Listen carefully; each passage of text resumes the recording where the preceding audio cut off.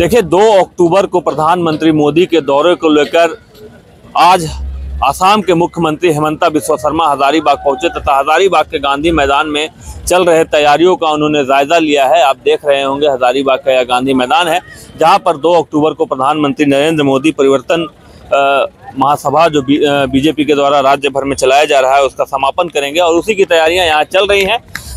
आज असम के मुख्यमंत्री भी यहाँ पहुंचे, उन्होंने पूरे कार्यस्थल जो उनका जो सभा स्थल है उसका निरीक्षण किया, कुछ जरूरी दिशा निर्देश भी दिए। हालांकि इस दौरान वह राज्य सरकार पर काफ़ी हमलावर भी दिखे, खुलकर जिस अंदाज के लिए हिमंता बिस्वा शर्मा जाने जाते हैं उस पर बात किया। उन्होंने एनआरसी के मुद्दे पर बात किया, परिवर्तन महासभा पर बात किया तथा इस मामले पर उन्होंने एनआरसी को लेकर राज्य सरकार पर काफ़ी हमलावर दिखे। राज्य की डेमोक्रेसी जिसे लेकर बीजेपी लगातार राज्य की वर्तमान सरकार पर हमलावर है, इस मामले पर भी उन्होंने कहा है कि जो लोग कागज़ नहीं दिखाएंगे, अगर राज्य में उनकी सरकार बनती है तो उन्हें यहाँ से बाहर जाना ही पड़ेगा। सुनिए पूरे इस सभा के बारे में क्या कुछ हिमंता बिस्वा शर्मा कह रहे हैं तथा एनआरसी के मुद्दे पे क्या कुछ बता रहे हैं। पितृपक्ष चल रहा है, 2 तारीख पितृपक्ष का खत्म होगा, उसका बाद मेरा लगता है कि नया वातावरण बनेगा और नया लोग हमसे जोड़ेगा। हाईकोर्ट ने कहा है कि जमीन का दस्तावेज देख के लोगों का सही और गलत का देखिए, एक जमीन का दस्तावेज देखे, लेकिन मेरा मानना है वोटर लिस्ट देखने से ही आजकल बहुत बढ़िया कंप्यूटर फॉर्मेट है। आप 2014 का वोटर लिस्ट कंप्यूटर में डाल दीजिए, 19 का डाल दीजिए, 26 का डाल दीजिए, कंप्यूटर ही आपको बता देगा नया कौन कौन आ गया। तो अभी आपको बहुत ज़्यादा करने का जरूरत नहीं है, साइंस इतना आगे बढ़ चुका है। आप हजारीबाग में कौन कौन नया व्यक्ति आए 10 मिनट में आपका पास लिस्ट आ जाएगा, तीनों वोटर लिस्ट में। फिर आप देखिए कि ये लोग कहाँ से आए, वो बोलेगा नहीं मैं तो रांची से आया, समाप्त। बोले मैं बिहार से आया हूँ, ठीक है, मैं बंगाल से आया हूँ, बट हम कहीं से नहीं आया हूँ। तो आप तो आसमान से नहीं आए हैं, कहाँ से आप आए हैं? तो ये सिस्टम इतना टफ नहीं है। अच्छा सरकार होगा तो 6 महीना का अंदर ही पहला चरण में हम निकाल पाऊंगा कौन घुसपैठिए है कौन नहीं है। फिर जो घुसपैठिए है उनको भी पूछा जाएगा, ऐसा नहीं कि आज ही धक्का मार देगा, पूछा जाएगा भाई आपका कुछ अतिरिक्त दस्तावेज है तो आप दीजिए। अगर आप कुछ भी नहीं देते हैं तो आपको जाना पड़ेगा, या तो खुद जाओ या तो हमें धक्का मारे। हेमंत सोरेन कह रहे हैं कि कोई डेमोक्रेसी चुनावी मुद्दा होगा। देखिए एनआरसी होगा, जिसका नाम एनआरसी में नहीं आएगा उनको हम लोग बांग्लादेश तक धक्का मार मार के हमको भगाना पड़ेगा, यही हमारा नीति होगा। पहले सब लोगों को एनआरसी बनने का समय सब लोगों को अपना पक्ष रखने का सुविधा मिलेगा। कानूनन पूरा जितना भी प्रोसेस करना है सब प्रोसेस किया जाएगा। अंत में अगर आप अपने आप को प्रूव नहीं कर सकते हो कि मैं भारत का नागरिक हूं, तब आपको कानून का रास्ता से ही हम धक्का मार मार के बांग्लादेश भेज दूंगा। सर, असम में कितना सफल रहा पहला? असम में देखिए, असम में हमारा एक प्रोसेस कंप्लीट हो चुका है। 14 लाख लोगों को हमने आइडेंटिफाई किया हूँ। अभी हम सुप्रीम कोर्ट से और रिक्वेस्ट किया हूँ कि हमको और एक बार करने दीजिए, सीमान में हमको और 20% सैंपल चेक करने दीजिए। पहला चरण में ही हमने 14 लाख लोगों को आइडेंटिफाई किया जो प्रथम दृष्टि में भारतीय नागरिक नहीं है।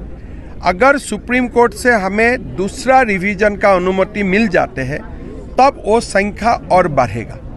अभी तक जो संख्या हुआ है पहला चरण का एनआरसी से, ये लगभग 14 लाख और 15 लाख का बीच में है। एक बड़ा इंपॉर्टेंट सवाल है सर इसमें, जैसे आप डेमोग्राफिक चेंज की बात कर रहे हैं, यानी बांग्लादेश रोहिंग्या के लोग यहाँ पर हैं, आदिवासी संख्या घट रही है, तो जो बांग्लादेशी हैं जो वोटर लिस्ट में हैं उनको कैसे रोकेंगे? देखिए वोटर लिस्ट में कब से है, आप वोटर लिस्ट में 2026 में है, 2021 में है, उसका पहले आपका नाम कहाँ था?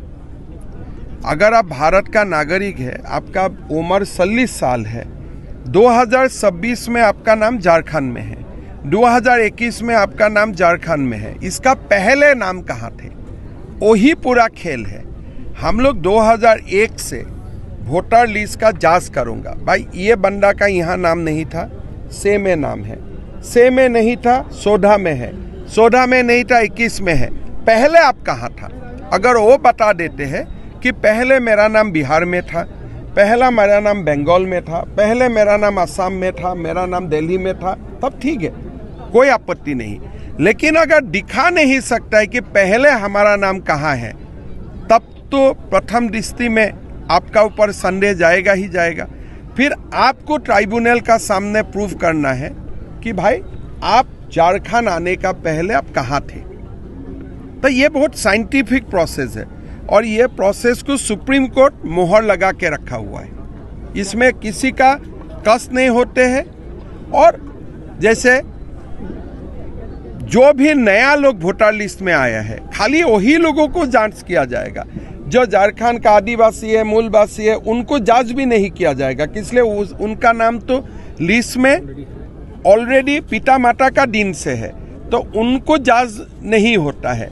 किसका जांच होता है? जिसका नाम पहला बार 18 साल में भी जो जिसका नाम पहला बार आता है उनका जांच नहीं होता है, इसलिए उनका पिता माता का नाम होगा। लेकिन जो परिवार का नाम पहला बार आया है, जैसे आप पाकोर में जाए, बहुत सारा परिवार का नाम पहला बार वोटर लिस्ट में आते हैं। जो व्यक्ति का नाम पहला बार वोटर लिस्ट में आते हैं और उनका उम्र 18 नहीं है, उनका उम्र 30 साल है, 35 साल है, 40 साल है, उनको पूछा जाता है कि आप कृपा करके बताइए कि आप पहले कहाँ थे। तो ये बड़ी साइंटिफिक प्रोसेस है। और आप इतना मुझको बताइए, मैंने वो दिन पाकोर में गया था, पहले वहाँ में हिंदू विधायक होते थे, अभी हिंदू लोग कॉन्टेस्ट भी करने के लिए डरता है, आदिवासी लोग भी कॉन्टेस्ट नहीं करता है। पूछने से बोलते हैं नहीं संख्या परिवर्तन हो गया। भाई कैसे परिवर्तन हो गया? ये तो कोई तो बताना पड़ेगा ना। तो ये हाईकोर्ट जेएमएम सरकार को पूछ रहा है, जेएमएम सरकार उत्तर नहीं दे रहा है। इसका कारण सबसे ज्यादा सटीक किसका हो रहा है? आज पूरा झारखंड में 2021 का अगर समीक्षा निकालेगा जनगणना, आदिवासी का संख्या और कम होगा। तो इसीलिए जेएमएम को घुसपैठियों का समस्या से भागना नहीं चाहिए। आप घुसपैठियों का वोटों का लालच में अगर आप राजनीति करेगा, झारखंड का आदिवासी और मूलवासियों का कभी भी अच्छा नहीं होगा। हम लोग माइनॉरिटी बनते जाऊंगा। कितने लोग संपर्क में सर आपके बयान से हमेशा घमसान? तो मालूम है कि हम लोग ने पूरा झारखंड प्रदेश ने परिवर्तन यात्रा का शुरुआत किया था। 2 तारीख ये यात्रा का जो समापन होगा, ये समापन समावेश में प्रधानमंत्री जी अपना वक्तव्य रखेगा।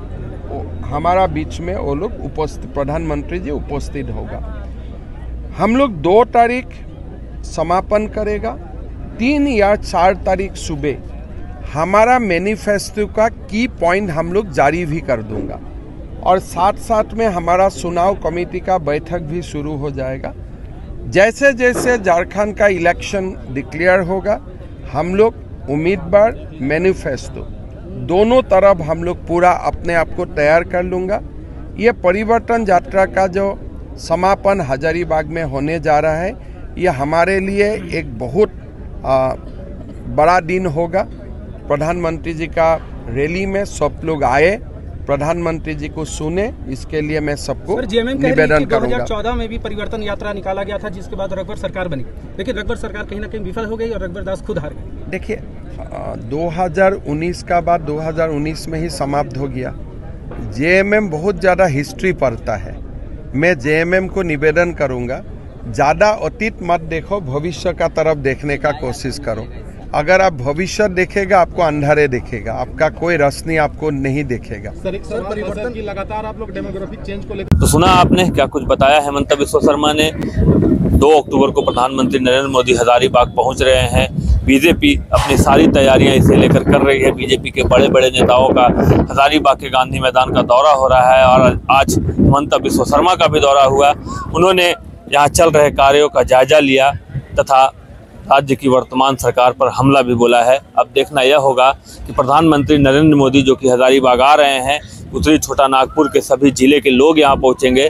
इसका आने वाले विधानसभा चुनाव में क्या कुछ असर देखने को मिलता है। Shashank Shekhar, news 22 scope, Hazaribagh.